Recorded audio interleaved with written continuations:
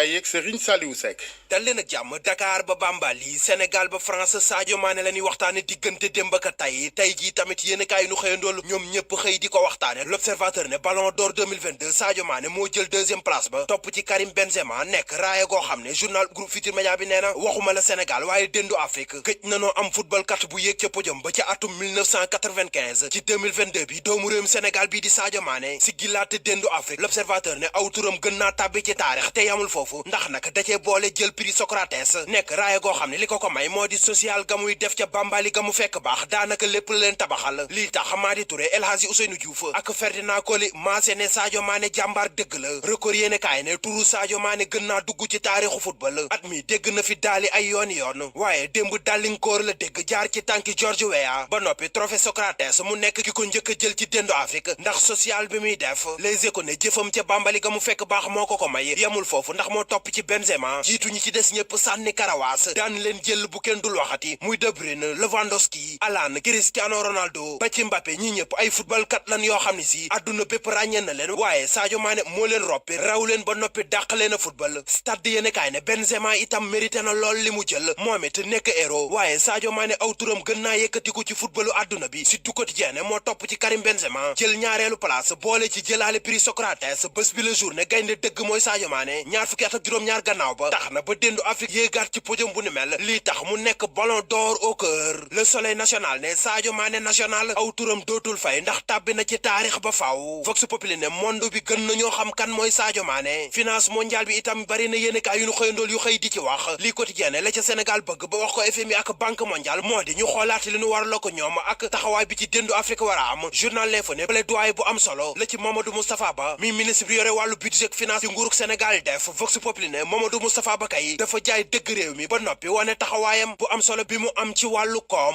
wàllu politique Ousmane Sonko ngi wéyal nemmeeku tuuram Le Quotidien ne tax jamono ji mbuur ga mu nekk ci tension le mandat ne nguur gi ni muy dale ci kaw ku jéggi ëpp na Le Témoin ne Ousmane Sonko nemmeeku tuur bi muy def le ko gaay yi tegal ci takk der jéggi na dayo te nag yéenekaay bi nee na jaru ko ci doomu réew mi boo xam ne dafa jóg ngir nemmeeku askanam Direct News moom professeur Ngouda Mboup la xëy di nemmeeku yéenekaay bi ne waa ji ndekete la mu daan wax dara la ci gëmul journal bi ne dañ ko ràññe woon ci analyse yu am solo yu mu doon def ñëpp demoon ba naan professeur bi dafa tëddee njaaxaanaay nekkit koo xam ne da doon dal lool ci kaw nguur gi fi nekk fekk booba bu pënd bi wuree yuuxu dina jib fun ko foogewul ndax professeur Ngouda Mboup Ousmane Sonko la àndal nekkit loo xam ne masu koo nangu ndax préfet yi nekk ci réewum Sénégal fitna yi am ci réew mi war na noo nangu muy jaar ci ñoom Sud du Quotidien seen taxawaay ci manifestation yi nu dëkkee tere ak ni ni dugale seen loxo ci langue politique gi lu nu war a bàyyi la Le Vrai Journal ne ñi ànd ak président Macky Sall bàyyeegu nu waxe troisième mandat bi ndax ñi yéenekaay bi duppee ay faucon muy Cheikh Oumar Anne Aïda Ndiong Racine Talla Cheikh Kanté Mame Mbaye Niang ba ci Aïssata Tall Sall ñii le journal bi jàpp ne ñoo nar a taxaw ngir rayal troisième mandat bi ak ne faaw seen njiit di président Macky Sall samp ndëndëm ci élection présidentielle yu atum 2024 Tribune yéenekaay mel ni ko naan laataa loolu moom président Macky Sall na lijjanti digganteem ak Aminata Touré ak Abdoulaye Diouf Sarr Walf Quotidien ne gannaaw mi ak Mary Teuw Niane Abdoulaye Diouf Sarr moom it fippu na